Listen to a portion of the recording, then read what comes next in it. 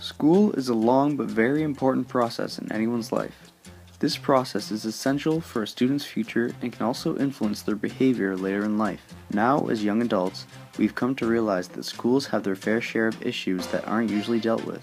Due to some of these issues, it's oftentimes an unenjoyable and frustrating experience for most students.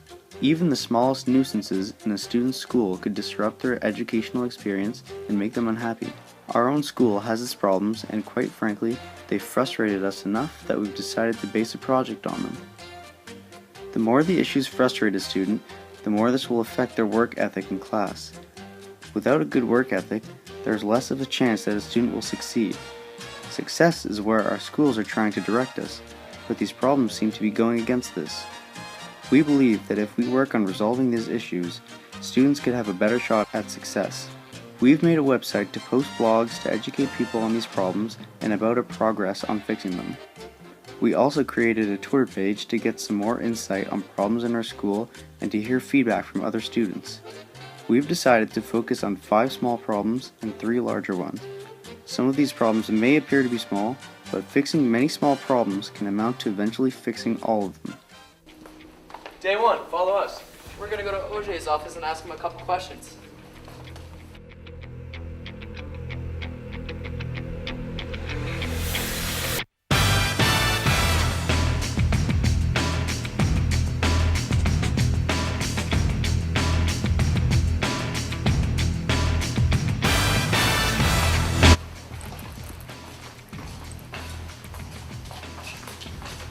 Also, Lionel's not here. What? Monsieur is not here. Monsieur is just not here. So, Monsieur is just not here. We're going to see if we can talk to Mrs. Shafi.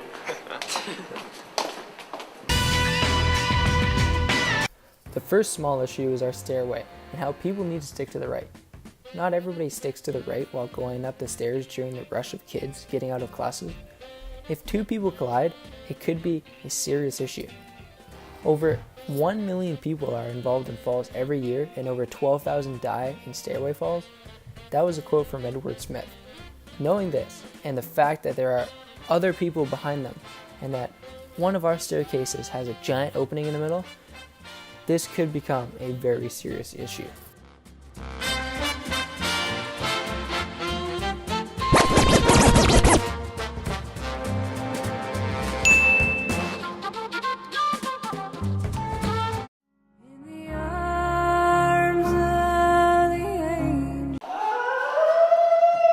Our next smaller issue is when people sit down in the hallways and stick their legs out the middle of it.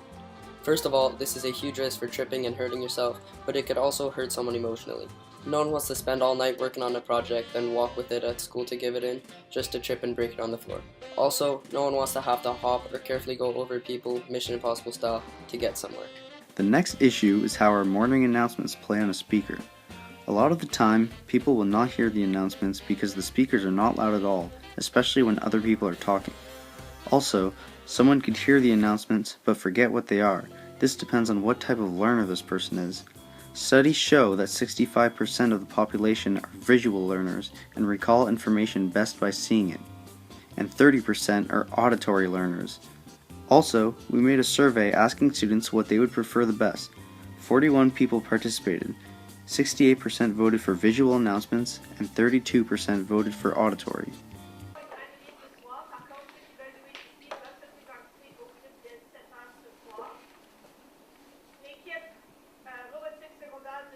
Our fourth smaller issue is our cafeteria and its prices. The prices for the food have gone up slightly every year since we've started attending this school in 2012. A cookie went from 50 cents to $1. The soups from $2.50 to $4. These small annual changes amount to something way bigger if we could observe the amount we paid then and compared it to now. Many students have complained about this issue because it's at the point where they're having trouble affording it. This is concerning regarding that so many students depend on buying their lunches at our cafeteria. The final smaller issue is our foyer on the first floor. For probably decades, the foyer has been the traditional area for the grade 12 students. But some students from other grades often go to this area and it will frustrate some graduating students. To many, this area isn't simply a bunch of benches where they sit to relax. This area symbolizes peace, friendship, and hard work and success. One of our grade 12 students, Gabriel Girard, said, "It should be a grade 12 specific area since it's their graduating year. It's a symbol of you finally made it, very similar to the throne that you've worked towards all throughout high school." We also sent out a survey on if the area should be designated to grade 12 students, where 71 people participated, 82% said yes, and 18% were against this. The first larger issue is the iPads that the grade 7 to 11 students have. These are used for educational purposes in the classrooms in order to adapt to modern technologies and waste less paper. These have proven to be great for the most part. This is a problem for the students and their education and for some teachers. As we all know, mobile games are very popular and most students probably have some on their iPads, but these games can become distracting to the point where they're addicting. When students play games, they feel happy, which floods your brain with dopamine. After getting so much dopamine and suddenly being forced to get off a game because of class, this could cause depression, difficulty focusing, mood swings, etc. Also, studies show that social media actually sends your brain some dopamine from something as simple as when you receive likes on a post. So, the student will either stay on their iPad playing games or spending time on social media during class time, or they will have a lack of focus because they aren't. This is not good considering the average attention span of people has diminished from 12 seconds in 2000 to 8.25 seconds in 2015. The next larger issue is the absence of an ATM machine in our school. Technology has advanced so far in the past decade that it's at the point where nearly everyone has a debit or credit card and rarely carries cash. This causes a problem in our cafeteria when students do not have enough cash and cannot use a debit machine, so they're forced to go out for lunch and possibly waste gas. In December 2015, research by Sally May found that 85% of college students own debit cards. Like we mentioned in a previous issue, our school is adapting to technologies and using advanced methods to help students. So why not add an ATM machine to our cafeteria? The final large and possibly the largest issue is the lack of respect shown to our teachers. Every day, many students will disrespect the teacher, and we've had enough of it. Teachers' sole purpose from day one have been to help students succeed, and it all depends if the student truly wants to or not. If a student does not give an essay on time, the teacher has the right to tell him to get his stuff together, because they are trying to prepare the students for the future. But students should not have the right to get mad at them for trying to help them. Teachers have a very underappreciated job and, quite frankly, need more recognition from students. Our original solution for the stairway consisted of potentially using colored tape to simulate road markings, hoping that people would understand exactly how to proceed. This seemed to be a great idea, and we've received good feedback on it. But if someone were to fall and hurt themselves, we could have been held responsible since we had taped the stairwell. Then, we decided to make posters explaining the system and showing a picture of the staircase with a photoshopped broken line, and instead of people, we used 2 cars. Because we put up posters, we decided to observe how many mistakes we could spot in one day. We counted around 10 mistakes in our stairway.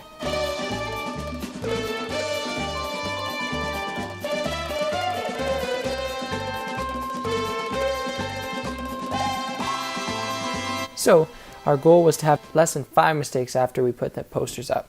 A couple of days after we put them up, we observed and only saw 3 mistakes. We've also noticed people speaking about our posters, and there has definitely been a slight change in how people think of the stairway rules. Our solution for the legs in the hallway issue was to raise awareness about this problem by putting up our posters. So before putting up our posters, we walked around the hallways to observe the number of students that stuck their legs out in the middle of the hall. There were around 10 or more people involved in this problem. Our goal for this issue was to have less than 5 students with their legs out. We decided to put up our posters in the school's area that correspond with the issue the most. After a couple days, we observed these spots to see if our posters really did have an effect on students. To our surprise, there were only around 2 students with their legs out. This is considered a success for us. These posters were also quite disliked by some people. They've been taken down a couple times by other students, but we've always put them back up. This proves that we raised awareness. Our solution for the issue of morning announcements was to speak to the school's principal about the issue and express the complaints of the students. Our goal was to completely get rid of the speaker announcements and to replace it with smartboard announcements for both auditory and visual learners. We spoke to Mr. Chapuis about this issue and explained to him the statistics on visual and auditory learners. When speaking to him, we mentioned how we believe that we should reinstate the smartboard announcements to help students. He actually agreed with us. Monsieur Chapuis explained that the school got rid of the smartboard announcements because it was a video file distributed to the teachers every morning. Most teachers would forget to play the videos for the students, or there was some sort of lag that would make watching these announcements a difficult task. But there is good news. Thankfully, Monsieur Chapuis explained that the school will actually be implementing a new live stream system for these announcements that will have a visual component to them and hopefully won't lag anymore. Technically, we did reach our goal, but not because of us. So because of this, we do not think that we failed, but this success wasn't caused by our project. Our solution for the rising cafeteria prices was to speak to our principal and vice principal and express the students' complaints. Our goal for this issue was to lower at least one price on the menu. It may not be much, but at least we'd be starting from somewhere. We spoke to Gilles Auger, our school's vice principal, and told him about the issue and why it could be an issue for all students. Monsieur Auger listened to us and understood our concerns. Monsieur Auger explained that the prices could be lowered, but it was out of our school's control. Unfortunately, these prices were decided by Greco's Pizza. Monsieur Auger also explained that Greco's decides what they can and cannot afford. They are responsible for all the product, all the material, therefore our school does not have a say in the quantity or the prices. Greco's also isn't making that much money off our cafeteria, so the chances of them lowering the prices are slim to none. Sadly, our goal was not reached and this problem was not solved because it was out of our school's control. Our solution for the foyer issue was to speak to our school's principal about the problem and explain the grade 12 students' complaints. Our goal was for no more students from grade 9 to 11 to try and sit in the foyer. Monsieur Chapuis was quite aware of this issue and said that he had heard many complaints from the grade 12 students for countless years, but has never done anything about it. He also explained that even when he went to Algonquin in his graduating year that he also used to hang out in the foyer. He admitted that it has always been a grade 12 hangout area and that the other students were not wanted. So we asked him the big question, could we make the foyer a grade 12 designated area? He quickly responded with the answer, no. He explained that they could not do this because there are no actual rules for this area and every student is allowed access into it. It would simply be unfair. This part was a failure for us, but there was a glimmer of hope. Monsieur Gilles Auger explained that when he went to Francocité, he came to Algonquin and saw this foyer and wished that the grade 12s had something like this in his school. Now, whenever Auger sees other students that aren't in grade 12 sitting in the foyer, he will most likely ask them to leave and explain them exactly what we've been saying. Our solution for the iPad issue was to put up some posters to raise awareness on these devices and possible influences on students' learning. We spoke to Monsieur Chapuis about our concerns with the iPads because at first we wanted to maybe propose some rules for them, but this was not necessary, and Monsieur Chapuis told us that our best bet on getting our message out there was to spread the word. So, like two of our other issues, we made a poster and put them up in hallways that seemed to be hotspots for students that spend time on their iPads. We also posted some near classrooms so that teachers could get an idea of what we were doing. Our goal for this issue was to simply spread awareness because it was one of the only things that we could do. We cannot control what goes on in classrooms, that is up to the teachers. We also can't control what students do with their iPads, it's their responsibility to pay attention during class time. We technically did raise awareness with these posters, but probably not as much as we had hoped. It's quite difficult to include a ton of facts on a poster and get students to stop by when there are already so many posters from other students. It would be easier for students to read our blogs, so that's why we left a link in our Twitter bio to our website. Hopefully people will check out our blog on the iPads and get more information. Our solution for the absence of an ATM machine in our school was to propose a fundraiser to raise enough money for this new addition. We spoke to Monsieur Chapuis about the rise of the debit credit cards. We also spoke to him about how we had heard rumors that the school has looked into getting an ATM machine and wanted to know if these were true. Monsieur Chapuis confirmed that the school has indeed looked into such thing, but as of right now has not done anything about it. Our goal for this issue was to at least get a debit credit terminal for our cafeteria to help out students. We came up with a certain solution and spoke to Monsieur Chapuis about the possibility of our school taking a fraction of the students' money from the cafeteria prices and using it towards buying an ATM machine. Monsieur Chapuis was quick to respond by explaining that this was fraud and highly illegal. Now, looking at the fundraiser idea again, even if it wasn't fraud for the students to raise enough money, we would still need to keep it up. The school would most likely have to pay a certain price every month to keep an ATM, which is something the students could not do. Unfortunately, the addition of an ATM machine would not be up to the students, but up to the school and the school board if they had the budget. This part of our project was deemed a failure because it is completely out of our hands. So if we decided to make some sort of fundraiser, is not even? Our solution for the issue of lack of respect shown towards teachers was to go around the school and individually thank many teachers for what they have done for us. At first, when we spoke to Monsieur Chaput about the issue, we proposed a point system for the students. The students behave well, they gain points, and could potentially win rewards. But Monsieur Chaput explained that good behavior shouldn't be something that's rewarded, but something that is taught.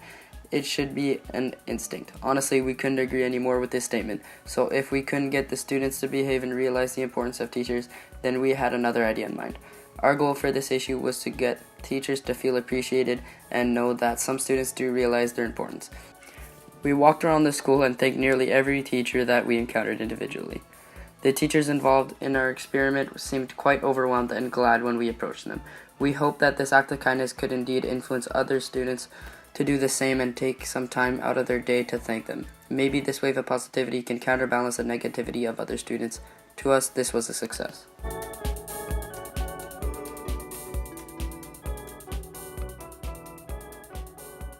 Our main goal for this entire project was to reach our goals for at least 2 of the 8 issues. In conclusion, 3 goals were reached, 3 were not, and 2 were 50-50. We diminished the number of stairway incidents and students with their legs in the hallway, and also we made sure that teachers knew that we appreciated them. We were not able to diminish the prices in the cafeteria, install an ATM machine, or make the foyer a grade 12 designated area. While the iPad posters didn't gather much attention, this could change depending on if people read our blogs. Also, the school will be doing visual announcements, but not because of our project. Overall, we were sometimes successful and sometimes not at all. But we've learned that the school will listen to your complaints if you speak up about it. Maybe other students will learn from our mistakes and speak up in their own way. This project was not deemed a failure, as we think that in the future it could live on.